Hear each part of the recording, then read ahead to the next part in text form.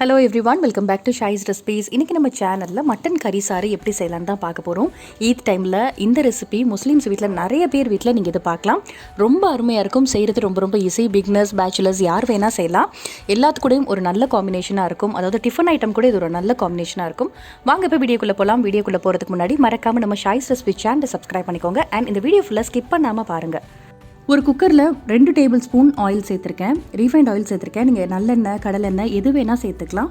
அது சூடானதுக்கு அப்புறமா நம்ம ஸ்பைசஸ் எதுவுமே ஆட் பண்ண போகிறதில்ல. வெங்காயம் 3 மீடியம் சைஸ் பெரிய வெங்காயம், அதை பொடியாக சாப் பண்ணியிருக்கேன். இப்போ இதோட சேர்த்துக்கலாம்.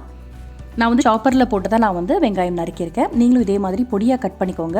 நீங்கள் பெரிய வெங்காயம் பதில் நீங்கள் சின்ன வெங்காயம் சேர்த்தா கூட கறிசாருக்கு ரொம்ப நல்லாயிருக்கும். அதுக்கப்புறம் உங்கள் காரத்துக்கு ஏற்ற மாதிரி பச்சை மிளகா சேர்த்துக்கலாம். 3 பச்சை மிளகா நான் சேர்த்துருக்கேன். ஸ்ப்ளிட் பண்ணிவிட்டு சேர்த்துருக்கேன். இதை சேர்த்துட்டு அடுப்பை மீடியம் ஃப்ளேமில் வச்சு வதக்கி விட்டுக்கலாம். ரொம்ப பொன்னிறமாக வரணும் அப்படின்னு அவசியம் கிடையாது. ஓரளவுக்கு கண்ணாடி பதம் வதங்கினா போதும். இப்போ வெங்காயம் பாருங்கள், இந்த அளவுக்கு வதங்கியிருக்கு. அதுக்கப்புறம் பார்த்தீங்கன்னா ஒரு 3/4 கிலோ மட்டன் எடுத்திருக்கேன். நான் ஈரல், எலும்பு, கறி இந்த மாதிரி தான் எடுத்திருக்கேன். அப்போ தான் கறிசார் ரொம்ப நல்ல டேஸ்ட்டாக இருக்கும். நீங்களும் இந்த மாதிரி எடுத்துக்கோங்க. இப்போ சேர்த்துட்டு ஒரு தடவை நல்லா மிக்ஸ் பண்ணிக்கலாம். இந்த ரெசிபி செய்கிறது ரொம்ப ஈஸி. ஆனால் டேஸ்ட் ரொம்ப சூப்பராக இருக்கும். இதை சேர்த்துட்டு ஒரு தடவை கலந்து விட்டுட்டு 3 தக்காளி எடுத்திருக்கேன். நல்லா பழமாக எடுத்துக்கோங்க. அதையும் சேர்த்துட்டு இப்போ இந்த ரெசிபிக்கு தேவையான உப்பு, கொஞ்சமாக மஞ்சள் தூள் சேர்த்துக்கலாம். சேர்த்துட்டு இதை நல்லா மிக்ஸ் பண்ணிக்கோங்க.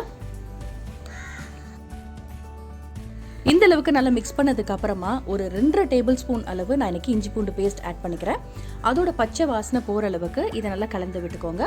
இதை மிக்ஸ் பண்ணதுக்கு அப்புறம் பார்த்தீங்கன்னா அடுப்பை நல்லா சிம்மில் போட்டுடணும். இந்த கறி, இந்த ஈரெல்லாம் அதுவே நல்லா தண்ணி விட்டு வற்றணும். அப்போ தான் இந்த கவுச்சி ஸ்மெல் போய் கறிசார் சாப்பிடும் போது நல்ல வாசனையாக இருக்கும். அடுத்ததாக ஒரு மசாலா பேஸ்ட் ரெடி பண்ணிடலாம். ஒரு சின்ன முடி தேங்காய், அதை பொடியாக கட் பண்ணி எடுத்திருக்கேன்.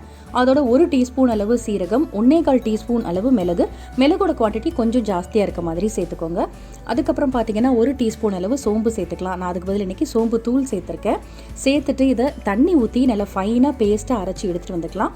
இந்த மசாலா தான் இந்த கறிசாருக்கு நல்ல ருசியை கொடுக்கும். பாருங்கள், நான் சொன்ன மாதிரி மட்டன் பாதி தண்ணி விட்டு வற்றிருக்கு. இந்த தண்ணி இன்னுமே வற்றணும். இந்த ஸ்டேஜில் பார்த்தீங்கன்னா நம்ம காரத்துக்கு ஏற்ற மாதிரி மிளகாய் தூள் ஆட் பண்ணிக்கலாம். நான் 1 டீஸ்பூன் அளவு மிளகாய் தூள் சேர்க்குறேன். இன்னும் நல்லா கலர் வேணும் அப்படின்னா நீங்கள் காஷ்மீரி சில்லி பவுடர் கூட ஆட் பண்ணிக்கலாம். சேர்த்துட்டு இதை ஒரு தடவை நல்லா மிக்ஸ் பண்ணிக்கோங்க. மிக்ஸ் பண்ணிவிட்டு இந்த மிச்சம் இருக்குது பார்த்தீங்களா தண்ணி, இதுவுமே நல்லா வற்றி வரணும்.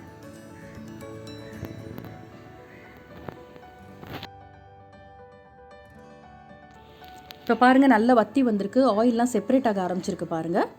நல்லா ரெடியாக இருக்குது பாருங்கள். இந்த ஸ்டேஜில் நம்ம என்ன பண்ண போகிறோம் அப்படின்னா, நம்ம அரைச்சி வச்சுருக்க தேங்காய் பேஸ்ட் இருக்கு இல்லையா, அதை நம்ம ஆட் பண்ணிக்கலாம்.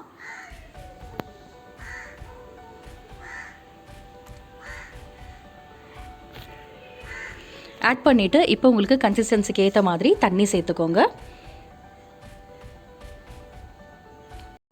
இது 1 பாட் கறி, அதாவது ஒரே குக்கரில் எல்லாமே ஆட் பண்ணி அப்படியே விசில் விட்டு செய்வோம். செய்கிறது ரொம்ப ஈஸி. பிகினர்ஸ் கூட செய்யலாம். அவ்வளோ நல்லாயிருக்கும். இப்போ சேர்த்துட்டு தேவையான அளவு தண்ணி சேர்த்துக்கோங்க. இப்போ மல்லித்தூள் சேர்க்கணும். ஒரு 1 டேபிள் ஸ்பூன் அளவு மல்லித்தூள் சேர்த்தா போதும். அதையும் சேர்த்து நல்லா கலந்து விட்டுறலாம். கலந்து விட்டுட்டு உங்களுக்கு உப்பு, காரம் இதெல்லாம் கரெக்டாக இருக்கா அப்படின்னு செக் பண்ணிக்கோங்க. செக் பண்ணதுக்கப்புறமா நம்ம விசில் சேர்த்துக்கலாம்.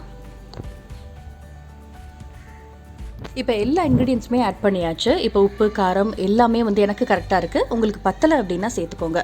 இப்போ கொஞ்சமாக மல்லியெல்லாம் தூவிட்டு இப்போ நம்ம குக்கர் க்ளோஸ் பண்ணிடலாம். மீடியம் ஃப்ளேமில் வச்சு ஒரு 4லேருந்து 5 விசில் விட்டோன்னா மட்டன் நல்லா சாஃப்டாக வெந்துடும். ப்ரெஷர்லாம் ரிலீஸ் ஆனதுக்கப்புறமா நான் இப்போ குக்கர் ஓப்பன் பண்ணுறேன். ரொம்ப நல்லா ரெடியாக இருக்குது பாருங்கள். கன்சிஸ்டன்சி பார்த்துக்கோங்க. இந்த கறிசாறு கொஞ்சம் தண்ணியாக தான் இருக்கணும். அப்போ தான் நல்லாயிருக்கும். நல்ல வாசம் மணமாக இருக்குது. இப்போ கொஞ்சமாக மல்லித்தலை தூவிடலாம். ஹாட்டாக சர்வ் பண்ணுங்கள். சூப்பராக இருக்கும். குட்டீஸ்லேருந்து பெரியவங்க வரைக்கும் விரும்பி சாப்பிடுவாங்க. இது கூட நீங்கள் இடியப்பம் கூட செய்யலாம். இல்லை சண்டேஸில் இட்லி தோசை கூட நீங்கள் செய்யலாம். ரொம்ப அருமையாக இருக்கும்.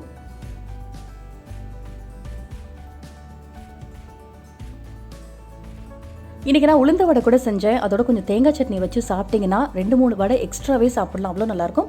ஈத் டைமில் முஸ்லீம்ஸ் வீட்டில் காலையில் பிரேக்ஃபாஸ்ட்டில் மோஸ்ட்டாக இந்த ரெசிபி இருக்கும். இது கூட இடியப்பம், அதுக்கப்புறமா இட்லி இதெல்லாம் செய்வாங்க. ரொம்ப அருமையாக இருக்கும். நீங்கள் ட்ரை பண்ணி பாருங்கள். ஏதாவது டவுட் இருந்தால் கூட கமெண்ட் செக்ஷனில் கேட்கலாம். உங்களுக்கு இந்த ரெசிபி ரொம்ப பிடிச்சிருந்துச்சு அப்படின்னா லைக் பண்ணி ஷேர் பண்ணுங்கள். இந்த மாதிரி ரெசிபிஸ்க்கு நம்ம ஷாய்ஸ் ரெசிபி சேனலையும் சப்ஸ்கிரைப் பண்ணுங்கள். எப்போவுமே ஹாப்பியாக இருங்க. Be positive. Take care. Thanks for வாட்சிங்.